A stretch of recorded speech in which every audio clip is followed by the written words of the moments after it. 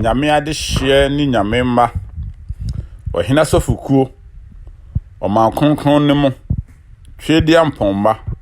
ya ade hye nti na dumunti sie da so tiase na nyame adumunti yenwi esa ne da so woni wie yase a na wie ebo ya da so woni namase a na ya dom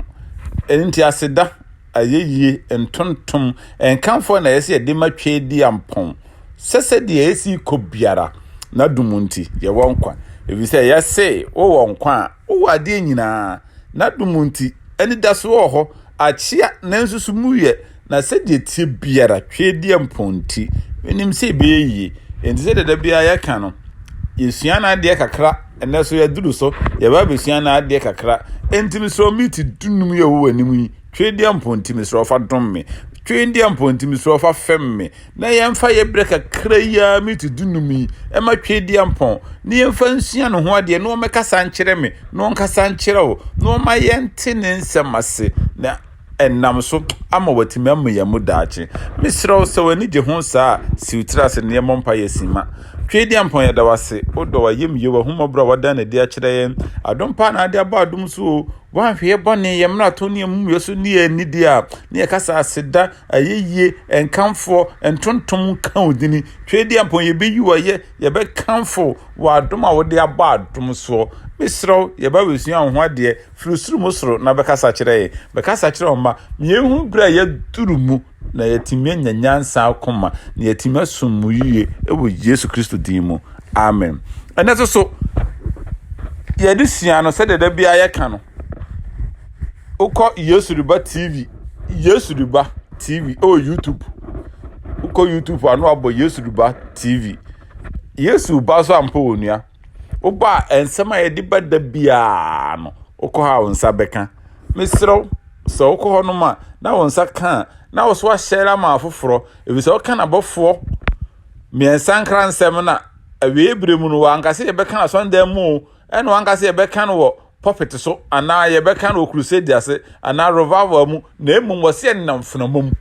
enintimi sraw so onsa kan wo so fafa fenamum na enkom obi na oso de nam framamu ko no oso nyame ahini na wotire mu no nyame ba obamu ambo efise waye nadwuma nyame ba obehira ofise waye nadwuma entimi sro ko Yesu Ruba TV o YouTube a na wa subscribe o subscribe wi a no like na wa share e de ama afoforo na nyame ba onso so enam so wo tire na henye mu ntu ono so atere bo hie mama e wo Yesu din mu asedan ka no sa yiye nka no se na ase nka no se na dumunti wa me yesa kwan nyai ene yasem na ye beka ho asem no ya to no din say you are a tomb or a temple. You are a tomb or a temple. We funu muna afunu amena ana asori dan minu se twedi amponti kakra ye ba besuan enko na wieye no ama ya te ye ho ase na ehunu ba bi egina na amiatimi asiesi ye hu ya asom ne ye se ye funum na yetime hunu ne ya twe ye ho ye nyankopon asore dan de a ne hallelujah enhira nka ne din na ase nka ne din enti ye behwe asem bi a Yesu kan no Matthew 23 verses 25 to 28 Yesu kan asem bebrebe kire frasifo no na tiesiro si ka 25 no o si onue mo atwerefo ene frasifo nya atwomfo se mo hohoro kruwa ene nyawa achi de cup no achi cup inside ne yedi nso gunom cup no inside ne yedi drink gumunnom but ya didi ya numu drink ya numu bibia wi ano na efi emu efi ya ba hohoro inside no wo si yanya ya nya atwemfo no de ya hohoro kruwa na chi cup no ya hohoro achire but inside no de na ye jai wo si inside no aye adatwa ene aduvuru pe na ahye inside no ma ti asem bia Yesu ka kire enu ye hohoro kruwa na chi kama but inside no adwudwa ensema ho hia ensema yemfa somawo ensema enkanfa ho etwamakon baabi eno ena aye ho ma ena kuruwa no mu no o say adufuru pe eka wo nonko na nko nonko na da bia na furu aboma eka wo nonko na wo nonko na ye na masa eka wo nonko na nko nonko na da bia wo adwumaye eka wo nonko na nko nonko na da bia ye koto no sore no adufuru pe ahye ne ma Yesu ka se bi kire ni o say fresi ni freni ye ka fresi ni anyame pa bia ye kwa adusia no nko na bia ye beti ase fresi ni freni mu kuruwa ni yawa no mu kane cause kuruwa ni yawa no emu honum ne yede aduane gu yawa no mfa se plate no inside ni yedidi enti fufuru inside ne kane kuruwa no mu kane wasi mu kuruwa no mu kane na akire nso afi the more no I say prayer the more na wodi kutwetwe dware no ubewie da prayer no so anu afi na prayer no so anu fi nyina akọ na you wadwen so be wo prayer na no first dia ubewie na adwawe no fi no eda so gu ho Yesu asema oka kire no o say you are a tomb or a temple ene ne Yesu ho ade yo entitie ni yi meti dunu mi o say yen hokurukuru wanu mu kane ansa na kire no yamanafi yema Yesu ban ni yenim ni yakoma mu nte de Yesu pese o kan no 27 osi munwie atwerefo ene frasifo nyaatwemfo ti asema Yesu kan daatwem hypocrisy ayeye ma ye kan yenim kire nyamso mpa ne nso ho de ne ye po hypocrisy yenwie osi semuti se eda asem ni o etumbu yate se etumbu yate se eda yate se funumina yate se eda se yate se eda waka na ehun uhunu no ye fe ti asema Yesu kan so wuduru tafo a kuma se na metana kakra nti so wuduru tafo na wutwam akwa uhunu ebinum enna so a se de yesi di ties ya to ho se de yesi a penti bi de edi lines yegigi entwere ya kono entwere ya kese entwere ya efe the design no wasi uhuna ho kama fe Yesu asema waka no efunu amena no ani ayise de yesi atofo yesi ahyehye yesi aye no fe wasi uhuna efe na emu de afunu nompe ne efi nyina ye no ma how nyakopon fasa de we ncheyen se yebe kan yenim manipa nyina hu se ye kristofo yebe yenim a kire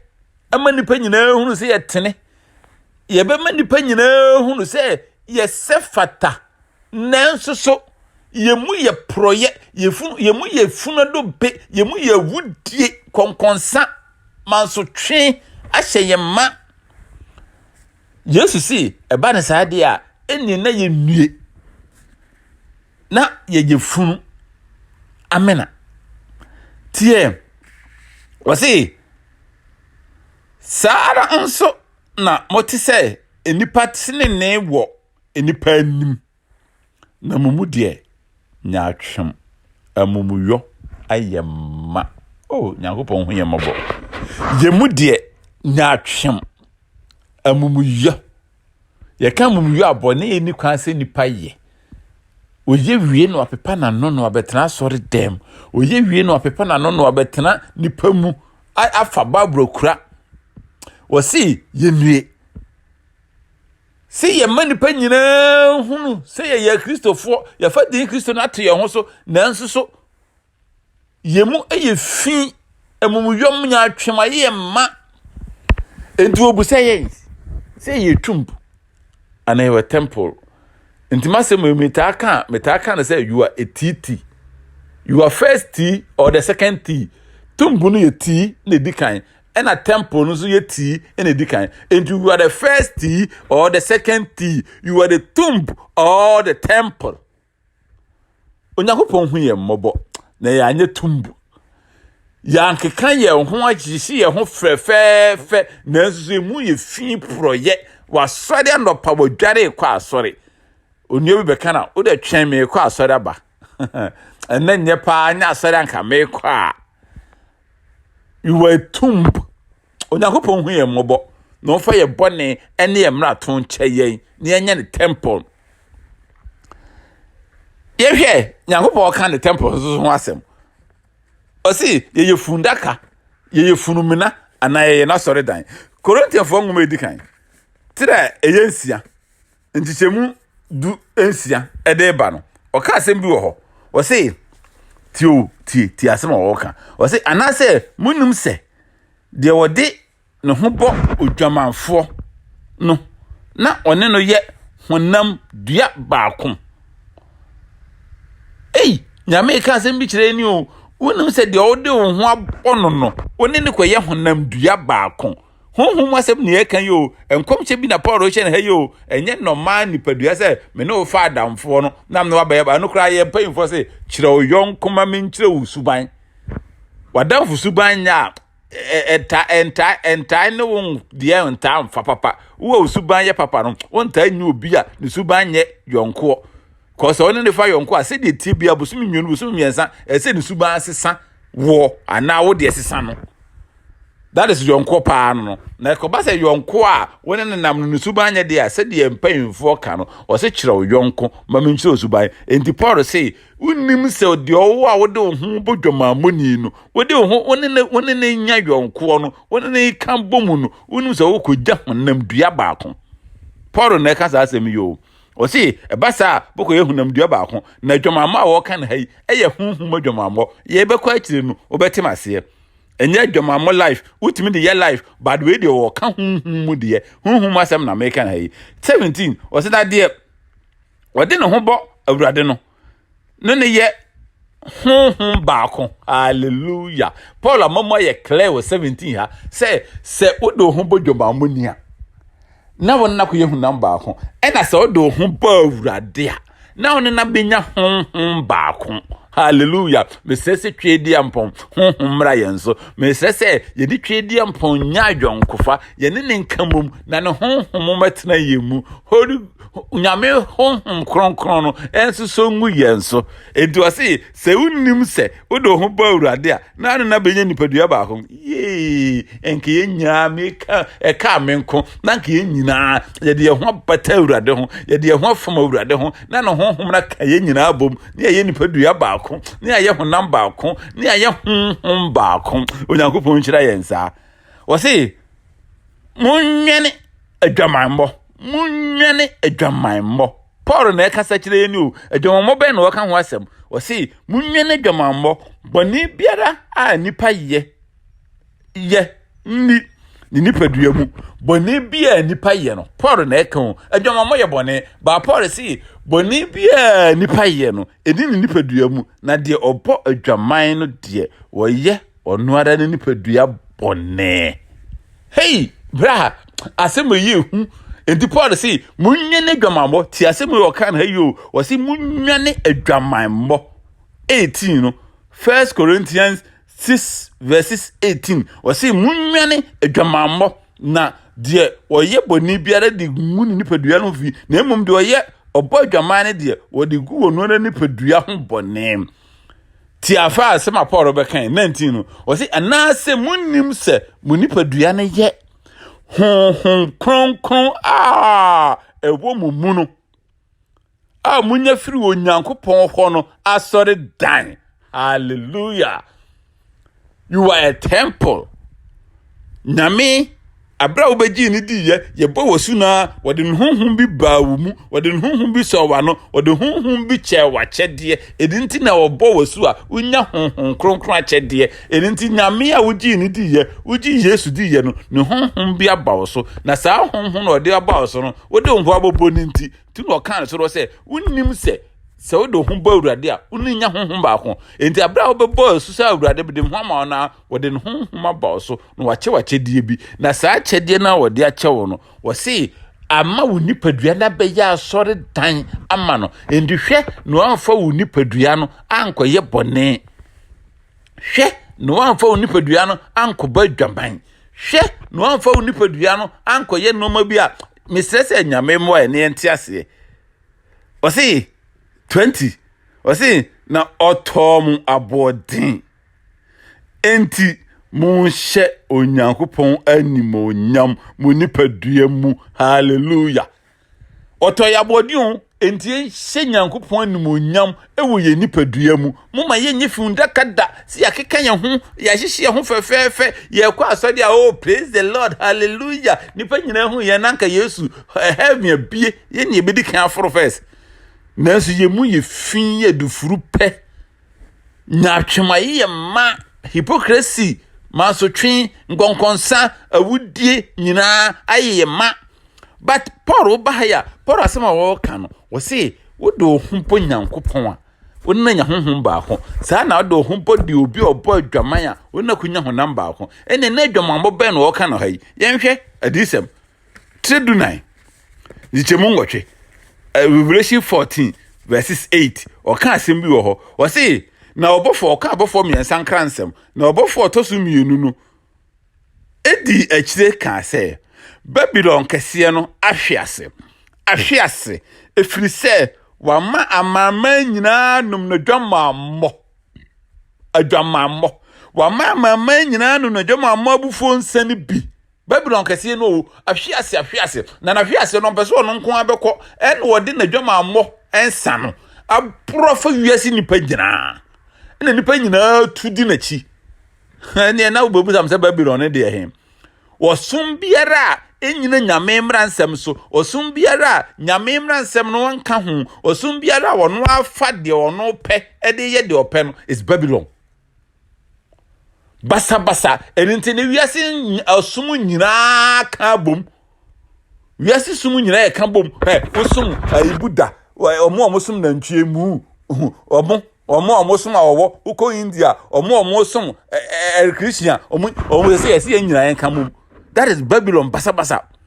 Na sa basa kan bom nyina yi. Ene ye wo nipa wodi anim wo de dwamammo bonsam ayi su nipa ma nipa di anim obonsam de na dwamammo. Ye kan dwamammo a hunhun mo dwamammo ene se wate wo ho afri Kristo nchen kwa akofa oson foforo waba dwamai enti Paul se munnimu se meji maware e de makoma Kristo meji mawade so babunu a wonu ho ka fin e de makoma wade akoma Kristo awade enti se wo free Nyankopɔn sum wo free nyame sum mransam sum numu wa ni nyame mransam no so na wo sum biara wo do ho bebɔ no Bible say wo Babylon na basa na sa adwamammo wei a wiase abono wate no ho afiri Nyankopɔn esum ho efiri se ka Yesu Kristo abeto ya bodin di ne mogya na toye edi enipadua ya asore dan na woti ye mu no na Paul se wo gi awade de akoma Kristo na ye free Kristo achi no Yakobo adwaman edinti ye hwe ho yi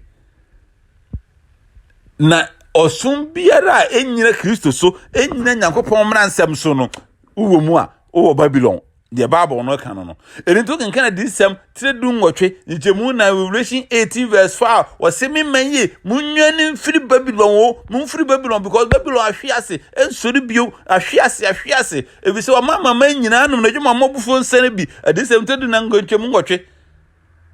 and the tredu nwotwe njemu na say me man mumfiri Babylon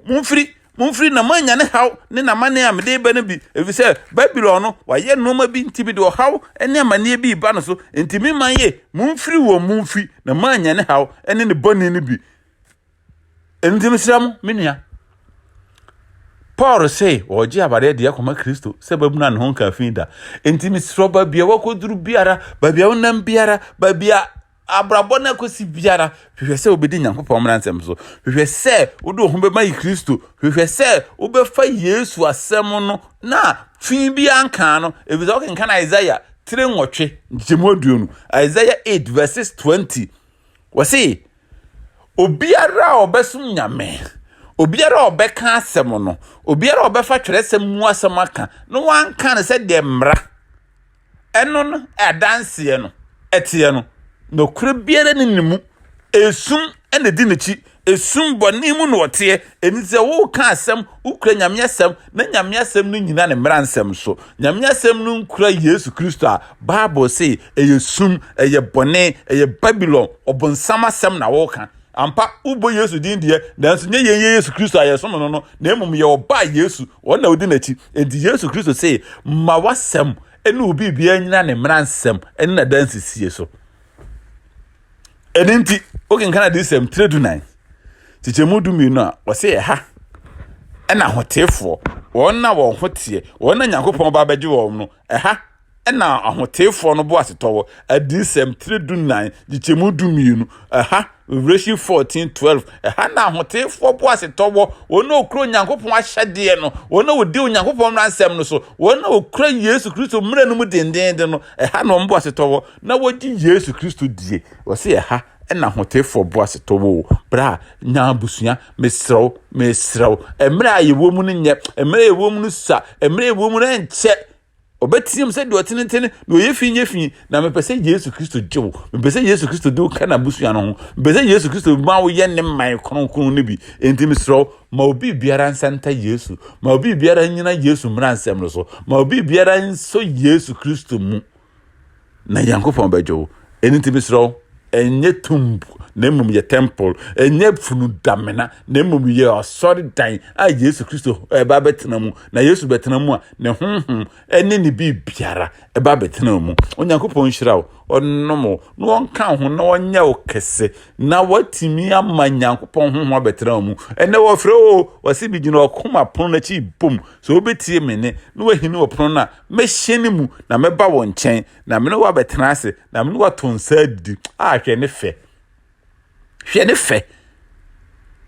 na mene watena enti Nyankopɔn hyirawo na wakoma pon na wo bomu no misosu trase ne yɛmɔmpaye agya yɛda wase wadom wahumobra wadana di akyerɛ kakra wo dia maye Yesu Kristo wudin mu firisuru mu soro na behu yɛ mɔbɔ firisuru mu soro na behyira yɛ firisuru mu soro na betew yɛ ho ne ntifa yɛ kra yenipadua yakoma yɛ bibia amaw na honhom na betena yɛ mu ɛban nyɛ tumbu ɛmɛ nyɛ fundaka na emom nya asɔre dan ɛyɛ temple no adaworoma so pia yɛtimi hyɛn wahenie no bi aseda ayɛ nkan o Yesu din mu amen munua bebi oni twedi ampon kwa me onhyira mu nyina hallelujah amen